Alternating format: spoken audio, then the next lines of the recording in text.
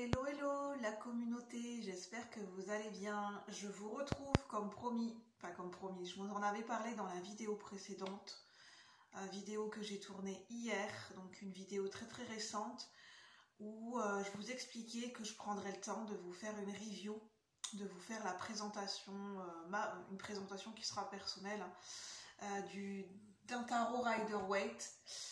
Le tarot en français de Buffy. Alors c'est un tarot qui a été fait à l'occasion de l'anniversaire de la série. Je ne sais plus pour les combien d'années, mais c'est pour l'anniversaire de la série que ce tarot a été fait en anglais et en français. Donc c'est vraiment un tarot collector qui reprend vraiment l'univers de la série, hein, donc vraiment pour les fans de Buffy. Pour ceux qui connaissent très bien la série, vous allez vous y retrouver parce qu'en fait, j'ai quand même regardé quelques cartes, c'est très représentatif de la série, on reconnaît quand même très bien les archétypes, dans l'ensemble vraiment c'est très bien fait, on reconnaît bien les personnages. Je vous montrerai les cartes, vous allez vous en rendre compte par vous-même. Pour les arcanes mineures, c'est illustré, je les ai pas toutes regardées, mais pour celles que j'ai vues, c'est illustré avec des scènes. Et les scènes, ça reprend certains épisodes de la série, certains moments clés de la série, donc c'est très reconnaissable en fait. On peut très bien faire le lien avec les moments clés, la série, les épisodes, les personnages. On peut créer un pont et faire le lien avec les interprétations du tarot et les cartes du tarot. Vous allez voir par vous-même que je trouve que c'est un tarot, je pense, qui est très pertinent, qui peut être intéressant même pour les débutants, parce que justement, si vous connaissez très bien la série Buffy, vous allez pouvoir vous servir de ça en reconnaissant les scènes du film, de la série, en reconnaissant les personnages, en connaissant un petit peu la personnalité des personnages et de ce qui se passe dans la série. Ça va vous permettre d'avoir des idées et des mots-clés de ce que la carte de tarot veut et peut signifier en fait. Même si vous ne connaissez pas le tarot, ça peut vous aider, ça peut vous aiguiller, ça peut être une base, le fait que vous connaissiez la série. Après, vous pouvez utiliser d'autres tarots Rider-Waite débutants en supplément avec des livres, les livres de Barbara Moore, d'autres tarots Rider-Waite débutants. Je pense que, mais vraiment, même le livret, j'ai été regarder un petit peu, il y a des tirages très intéressants. Ils ont inventé des tirages. C'est des tirages qui ont été inventés spécialement pour le tarot Buffy. Et notamment, il y a un tirage pour se familiariser avec ce tarot. Donc, je trouve qu'il est bien, dans l'ensemble, ce tarot, il m'a l'air bien conçu. Pour les fans, pour le collecteur, et pour ceux qui sont fans de la série et qui veulent débuter avec le tarot et en connaître plus, je pense que le fait que vous connaissiez la série avec les images sur les cartes, ça va vraiment vous aider, vous apporter un plus. Alors je vous montre le packaging, parce que le packaging, voilà, c'est important quand même. Donc là c'est la couverture, c'est la face, là c'est sur les côtés. Donc c'est une boîte moyenne, en dur, carton dur. C'est quand même assez rigide. Voilà sur les côtés. Donc vous voyez, vous avez quand même des représentations. Vous expliquer. On a les pieux. La série des pieux, ça représente... Ah oui, il faut savoir que ça a été un peu revisité pour les arcanes mineurs en fonction de la série. Les arcanes mineurs, avec la série des pieux, c'est la série des bâtons dans le tarot. Là, c'est le pentacle, ça reste le pentacle. La faux, la hache, la faux, ça représente la série des épées. Et le calice, ça représente la série des coupes. C'est vraiment ces deux-là qui ont été changés, en fait. Et puis, je vous montre encore. Et puis, on a le derrière, en fait. Voilà. On vous montre quelques cartes. Alors, je vais vous lire ce qui est marqué derrière. Suivez les enseignements de Buffy, Willow, Alex, Spike et les autres avec ce magnifique tarot inspiré par la série Buffy contre les vampires. Découvrez de splendides illustrations originales représentant Buffy Summers, Giles, Angel et le Scooby Gang au complet dans le rôle des personnages du tarot traditionnel. Coffret fabriqué en Chine. Par contre, on ne nous dit pas... aux éditions Hachette Heroes. en anglais. Et je vais vous montrer un petit peu la boîte à l'intérieur. Voici la boîte. Je ne sais pas si vous pourrez voir, c'est une sorte de bleu-violet. Voilà. Je vais essayer de ne pas tout faire tomber. Voilà. Là, c'est le livret que je vous montrerai après. Souvent quand c'est des tarots qui sont collector faits pour des films et des séries, enfin voilà, le packaging est mis en fait. Là donc c'est vraiment tout en violet, donc c'est tout illustré, vous pouvez voir, hein, c'est le livret très bien fait, rigide, tout illustré, avec des couleurs, les images en couleurs. Par exemple pour la carte de l'empereur, voilà comment ça se présente pour une arcane mineure. Vous avez la signification à l'endroit, à l'envers. Pour les arcanes mineures, vous avez par exemple ça.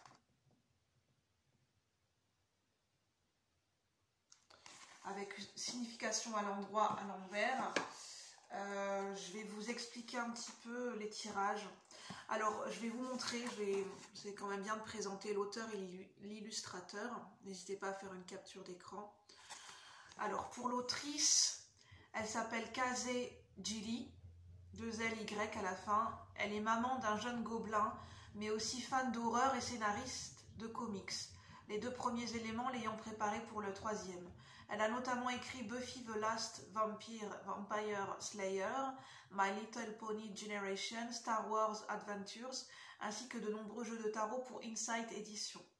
Elle vit à Portland, dans l'Oregon, où elle passe son temps à écrire des livres effrayants, à caresser ses chats et à faire pousser ses plantes tropicales.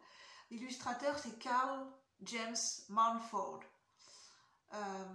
qui est un illustrateur qui alterne entre techniques traditionnelles et dessins numériques. Il est spécialisé dans les couvertures de livres et les en-têtes de chapitres, mais travaille également sur des livres d'images, des jeux de plateau et des objets sous licence. Voilà. Alors vous avez plusieurs tirages, hein, par exemple le tirage pour Faisons connaissance, en 4 cartes, c'est un moyen de bien débuter en tarot. Donc carte 1, quelles sont les forces de ce jeu, carte 2, quels types de tirages sont les plus efficaces avec ce jeu, carte 3, quels types de questions peuvent se révéler difficiles pour ce jeu, et carte 4, comment puis-je tirer le meilleur parti de ma relation avec le tarot en général et avec ce jeu en particulier. Vous avez un tarot spécifique en 6 cartes avec l'élu de la prophétie. Donc c'est vraiment spécifique à la série Buffy pour ces tirages. Vous avez un monde sans crevettes en 4 cartes. Le tirage de Face qui est aussi une élue, qui est aussi comment dire, une élue comme Buffy. Une tueuse de vampires qui est aussi une tueuse de vampires. Donc c'est son tirage en 5 cartes, reçu 5 sur 5, 5 sur 5. Donc vous avez vraiment des tirages qui sont propres à ce tarot de Buffy, propre à la série en fait. Donc c'est très très bien fait. Puis vous avez une introduction, vous explique les arcanes majeures, les arcanes mineures, une introduction sur le tarot de Buffy, et puis je vais vous montrer les cartes. Voilà. Le livret qui est assez bien fait, hein. On a à peu près une 130aine de pages, 130 pages. Ensuite, donc ça c'est la boîte avec un cordon, encore violet à l'intérieur, un cordon pour tenir les cartes. La boîte est très très solide, hein, en rigide. Alors les cartes sont mates, il n'y a pas de brillant, c'est du carton mat.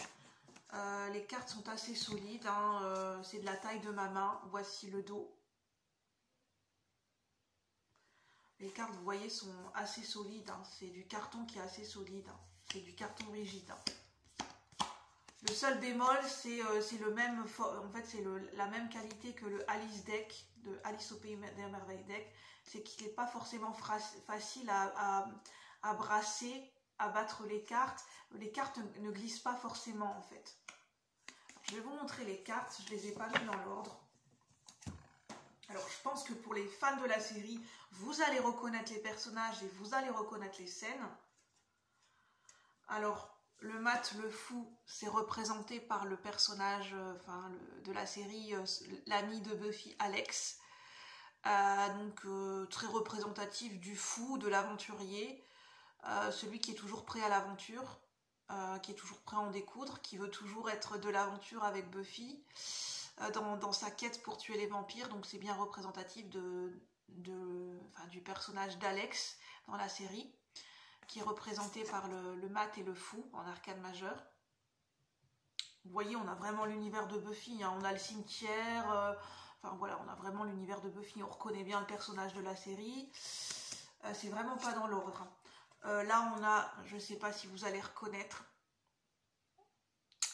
je vais aller vérifier, mais pour moi c'est la sœur de Buffy, la petite sœur de Buffy, qui est la clé, pour ceux qui connaissent la série. C'est Dawn. Pour moi c'est la petite sœur de Buffy. Je vais aller vérifier tout de suite dans le livret. La force qui est en 8. La force qui est en 8.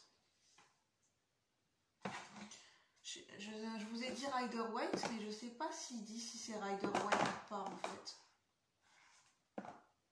Non, il dit juste tarot traditionnel. Donc, je ne sais pas si c'est plutôt tarot de Marseille ou tarot Rider Waite. Faudrait que je vérifie. La force, oui, c'est bien Dawn Summer. C'est la petite sœur de Buffy en fait.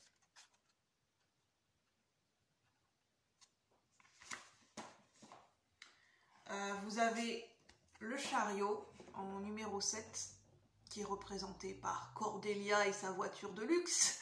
Le personnage de Cordelia au lycée, la fille la plus populaire du lycée, hein, qui fait souvent concurrence, qui aime bien embêter Buffy aussi, et qui à un moment donné a une histoire avec Alex, pour ceux qui connaissent la série. Donc là on a Cordelia. Pour le chariot, le chariot, c'est généralement c'est celui qui tire le chariot. On a un chariot qui est tiré par 2 chevaux, et là en fait c'est représenté par la voiture de Cordelia. Alors là on a la série de la faux, qui est représentative de la série des épées. Par exemple on a le cavalier de faux. Donc là on a Gloria, qui est représentative du personnage, qui est une déesse, qui est dans la saison 5, je crois, oui, dans la saison 5. C'est en gros le méchant à combattre, que Buffy doit combattre. C'est la déesse Gloria, qui en fait qui est invincible, qui n'est pas humaine, enfin qui partage son corps avec un humain, pour ceux qui connaissent la série, mais voilà, c'est une déesse. C'est la déesse Gloria. On voit la tour derrière, qui a été érigée. Enfin, pour ceux qui connaissent vraiment bien la série, voilà, on reconnaît les personnages, on reconnaît certaines scènes, on arrive même à situer l'épisode, on arrive à situer la saison. En fait, on reconnaît très très bien la série en fait. Je veux dire, pour celui qui connaît la série, on voit tout de suite à qui on a affaire, hein, on comprend tout de suite la scène. On a l'as de pentacle qui est l'as de denier. Donc là, on a pas vraiment, enfin, généralement dans les as, on n'a pas vraiment vraiment de scène. On a la carte du monde, par exemple.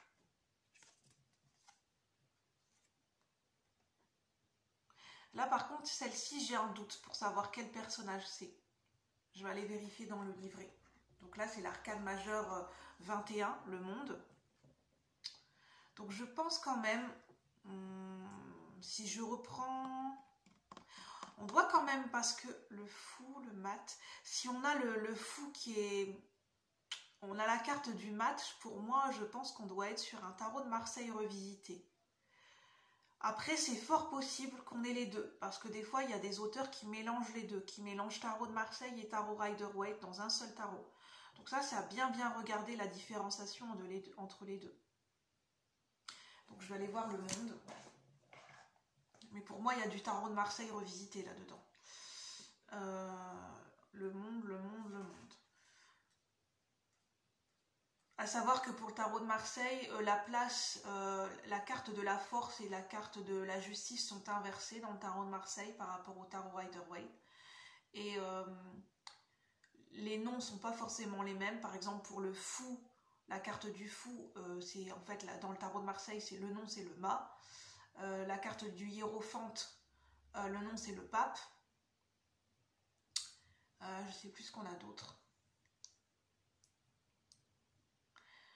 Les arcanes mineures sont plutôt abstraites, il n'y a pas de scène de vie dans le tarot de Marseille, alors que là on a plutôt des signes de vie, donc je pense que c'est quand même mélangé. Hein. Alors 21. 21, 21. C'est pris de l'ange gardien.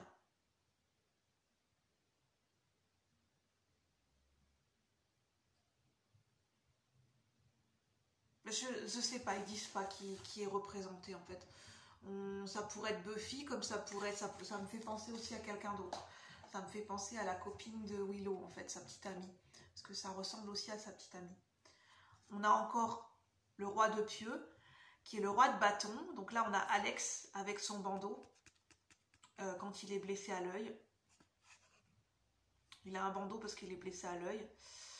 Ça, je ne sais plus dans quelle saison qu'il est blessé à l'œil.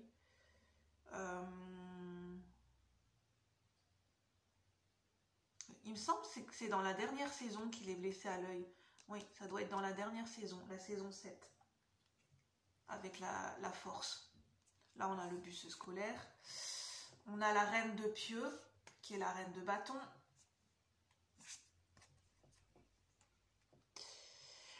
Alors, je ne sais plus son nom. Elle est dans la saison 7. Hein, elle fait partie des guerrières, en fait. Elle fait partie des futurs élus, en fait, des futures guerrières, des futures tueuses de vampires, qui sont élus et qui ont été appelés pour se battre en fait aux côtés de Buffy dans la saison 7.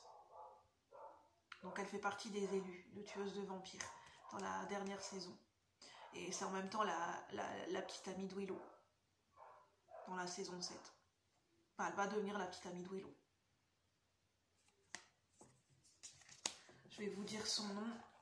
Reine de pieux. Désolée pour le bruit, hein, s'il y a du bruit. Alors, reine de pieux. Reine de pieux. Donc, qui est la reine de bâton. Ah, c'est Kennedy. Elle s'appelle Kennedy, effectivement. On a le valet de calice. Mais je vais pas tous vous... En fait, je pense que je vais pas tous vous les dire. C'est juste pour vous montrer quelques images. Mais en fait, on reconnaît bien la série. Voilà, donc là, c'est l'ami de Spike. Spike le vampire, le blondinet. Donc là, on a le valet de coupe. Là, on a la justice avec le fameux Angel, qui a d'ailleurs sa propre série, Angel. Donc là, c'est la justice. Je vous parlais de Spike. Spike, on l'a ici, dans la carte du pendu.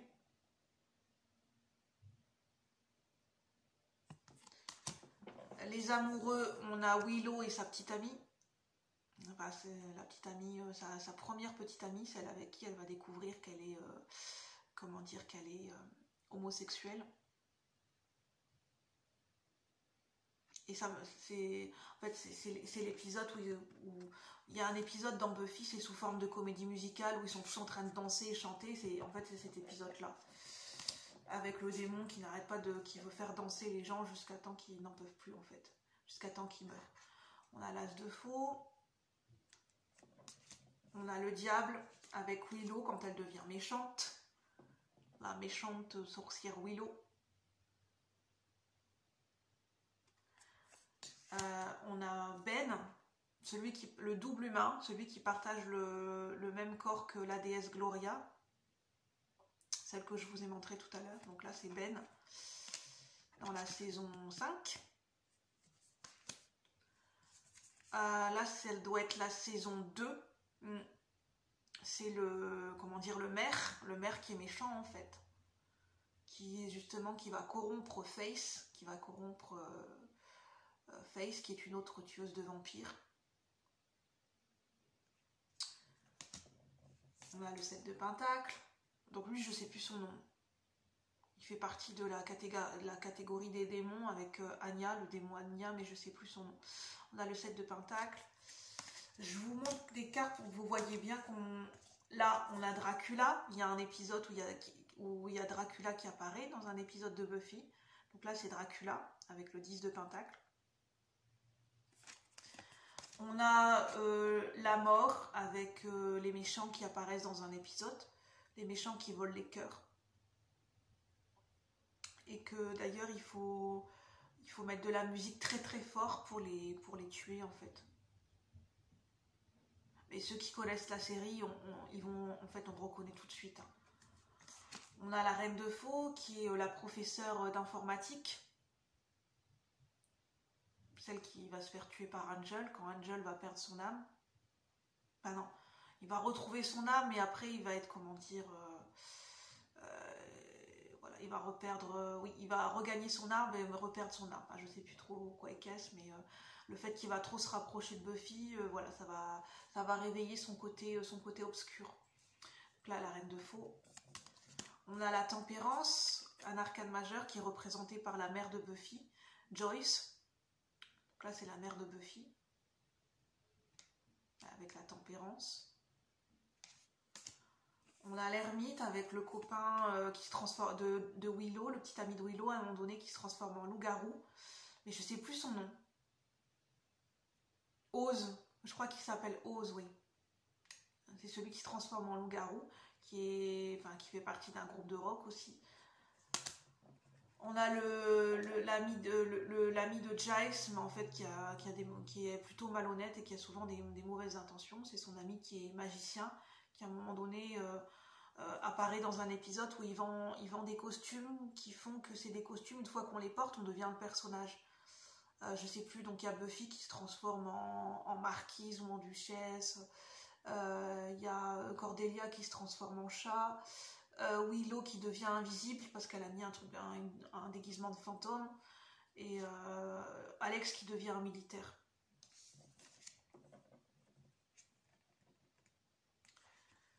Là, c'est les méchants de la saison 6.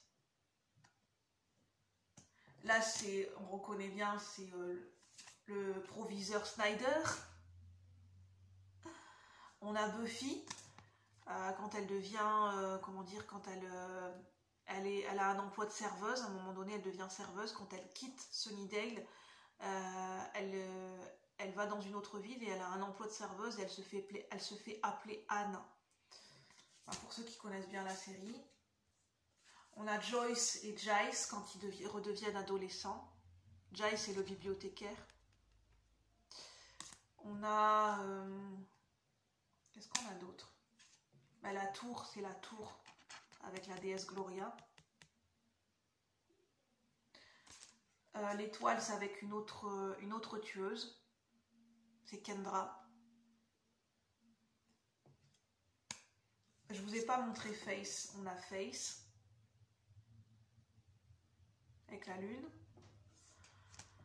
On a le soleil avec Spike quand il se sacrifie pour sauver la Terre, en fait, pour sauver l'humanité de la Force, en fait, dans la saison 7, et où il y a tous les démons qui sortent des mondes souterrains, en fait, et qui, en portant le médaillon, qui sauve tout le monde, en fait, qui se sacrifie. Qu'est-ce qu'on a d'autre? On a la tueuse, qui est la mère d'un... Comment dire? C'est une tueuse dans les années 80 à New York qui a été tuée par Spike, le vampire Spike. À un moment donné, on raconte son histoire. Qu'est-ce qu'on a d'autre? L'empereur, c'est forcément représenté par Buffy parce que c'est le personnage principal de la série. C'est la tueuse de vampires, celle qui est l'élue. Donc forcément, elle a le rôle de l'empereur dans Starro. Ce qui est très bien fait, c'est que les scènes sont parfois très très bien reliées avec l'interprétation de la carte, parce qu'en fait dans le 3 de faux, le 3 d'épée, c'est vraiment la douleur, le chagrin. Quand on a un gros chagrin et une grosse douleur émotionnelle, et là la scène qui est représentée, c'est là où Buffy elle découvre que sa mère elle est morte en fait. Dans un épisode, elle découvre le corps inanimé de sa mère, elle essaye de la réanimer, elle appelle les pompiers, puis en fait on lui dit non, elle était déjà morte depuis longtemps à cause d'un anévrisme. Donc c'est bien représenté. Là, on a Harmony. C'était une camarade de classe de Buffy qui devient un vampire à un moment donné. Donc, elle s'appelle Harmony. On a Willow. On n'avait pas encore vu Willow. Willow, son amie, qui est la sorcière, avec tous ses rituels magiques. Le battleur, le magicien. On a Spike quand il n'était pas vampire, quand il faisait déclamer des poèmes. On a Jace en roi de coupe, le bibliothécaire. Il est encore représenté en tant que pape, le hiérophante, l'enseignant, celui qui transmet, qui enseigne, celui qui est sage, qui a des connaissances. Donc forcément, c'est lui le bibliothécaire, donc il est bien représenté dans le rôle du pape. La papesse, on a la petite amie de Willow. Parce qu'elle est plutôt, en fait, ça correspond bien parce elle a beaucoup de connaissances, elle a beaucoup de pouvoir comme Willow, mais c'est celle qui est la plus effacée dans la bande. Enfin, oui et non, parce que en fait, c'est celle qui au début, elle a du mal à prendre sa place dans la bande parce que elle les connaissait pas avant et c'est la petite amie de Willow. C'est celle qui a des pouvoirs, qui a une personnalité, qui a sa propre personnalité, mais qui au début est plus discrète. C'est pour ça qu'elle est bien représentée dans le rôle de la papesse. Et puis on a dans l'impératrice, on a Drusilla, la vampire qui accompagne Spike. Donc c'était pour vous montrer que, je vous en montre encore une, on a vraiment différentes scènes de séries qui sont représentées. On a là où Buffy devient, comment dire, travaille dans un fast-food.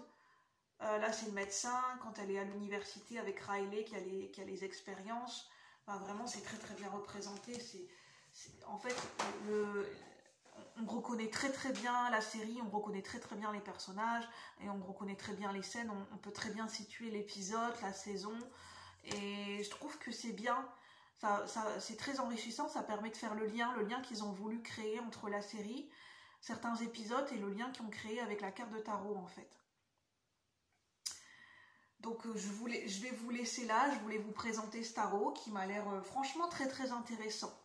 Pour un tarot qui est vraiment collector pour Buffy, qui a vraiment été très bien fait au niveau des illustrations et pas mal fait au niveau du livret.